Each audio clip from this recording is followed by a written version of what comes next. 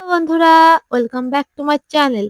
আজকে আমি আপনাদের দেখাতে চলেছি কিভাবে টোকা মেরে মুরগির বাচ্চা বড় করতে হয়। 1 2 3। এখানে আমার মুরগি এক টোকায় 3 মাস বড় হয়ে গেছে।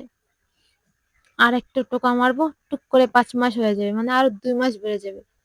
তাহলে চলুন শুরু করা যাক। 1 2 3। আমার মুরগি দুইটা টোকায় টুক করে 5 মাস বড় হয়ে গেছে। কি মনে হলো এভাবে মুরগি বড় করা যায়? একদমই না। এর জন্য অনেক কষ্ট করতে হয়েছে। ছোট থেকে বাচ্চাগুলা পালতে পালতে এই 6টা মাস পালার পরে ডিম পাড়া শুরু করছে। আমার এখানে 100 মুরগির বাচ্চা আছে। এর ওষুধ দেওয়া লাগছে, ভ্যাকসিন করানো লাগছে, ঠিকঠাক খাবার দেওয়া লাগছে, ঠিকঠাক জল দেওয়া লাগছে, অনেক যত্ন করা লাগছে। তারপর গিয়ে ডিম পাড়ছে।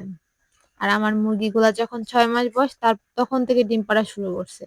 আর যদি আমার মুরগিগুলা ভালো লাগে তাহলে অবশ্যই একটা লাইক কমেন্ট শেয়ার করবেন।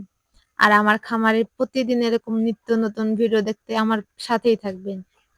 আর যদি আরো বিস্তারিত জানতে ইচ্ছা করে তাহলে অবশ্যই বলবেন। ততক্ষণ ভালো থাকবেন, সুস্থ থাকবেন। ধন্যবাদ।